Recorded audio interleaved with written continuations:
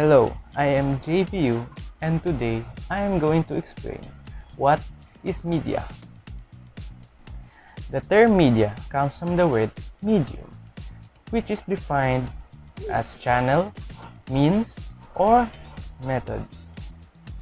Media is used to communicate information, and this information goes beyond what we call news or events that are of public interest. Media can also be tied to what we call mass media, or the media that reach large audiences because it is a powerful force in shaping society. This makes media literacy a necessary aspect of life. Some of the most popular forms of mass media are newspapers, magazines, radio, advertisements, social media, television, internet, and films or movies.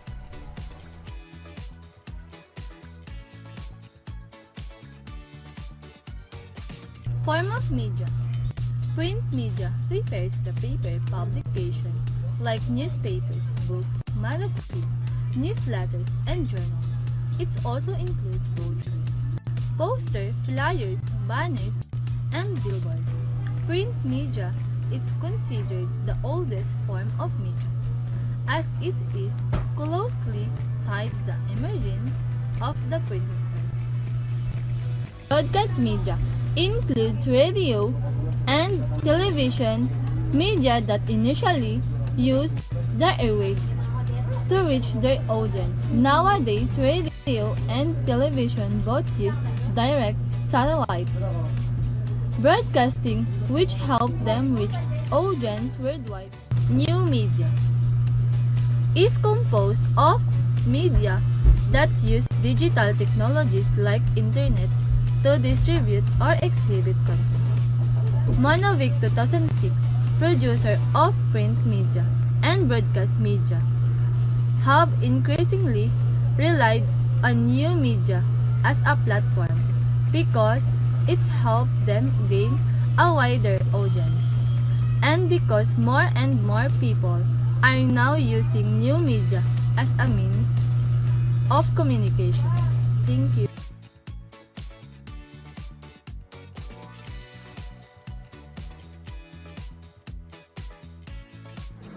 My perception of media before this lesson was, I believe that media is all about news, about politics, and all the things that are happening around the world.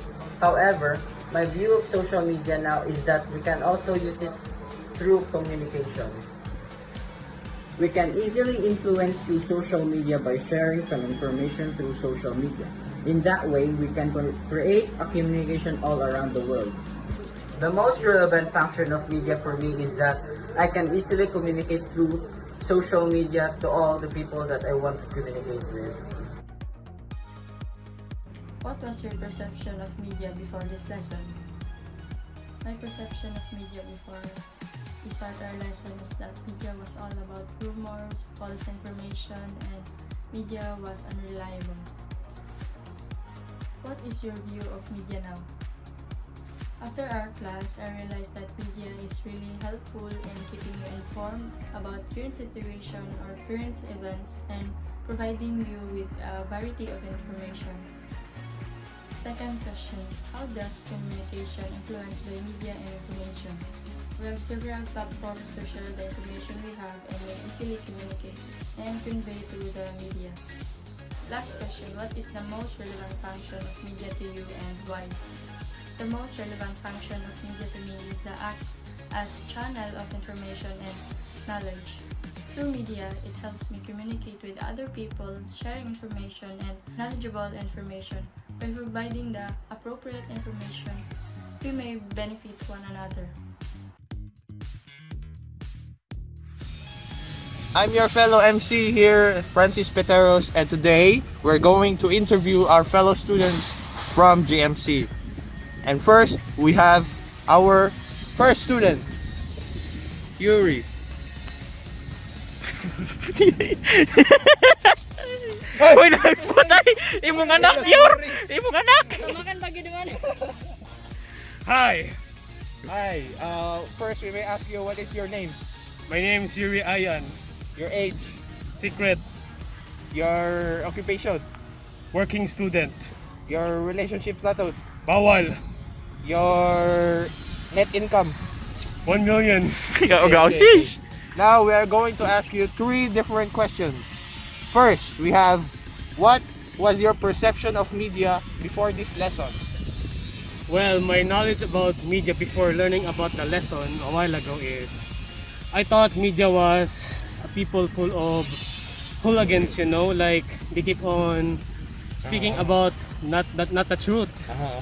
But after learning about our lesson for today, I learned that the media can become a weapon for the truth because the media can be truthful sometimes and cannot be truth sometimes. Yes. Yes, So sir. that's what I learned. Thank you. Indeed. What's the second question? Second question, how does communication influence by media and information? I think media influenced the communication by, you know, like they keep on putting it on TVs, like advertisements, news, so that we can talk to one each other, you know. Yes. Last very question, what is the most relevant function of media to you and why?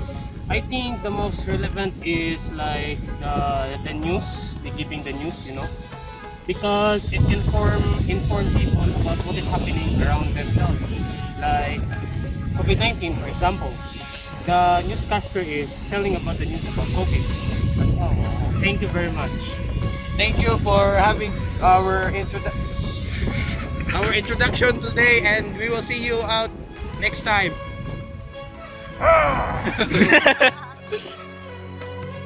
Hello, Uy, MC. kapag excited ba pag nagsug? To interview some very fellow students among here in JMC. Let's go. What is your name? Francis Peteros. What is your occupation? Mamayot. Going back to number 3 once more.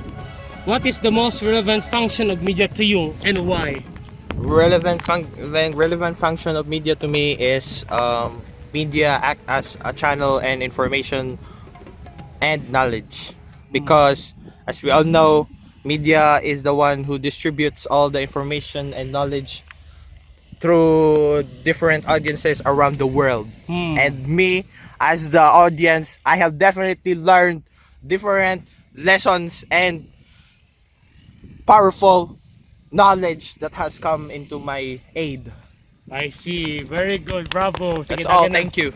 Okay, layas na. Elias, move. Damn. We need to find another person.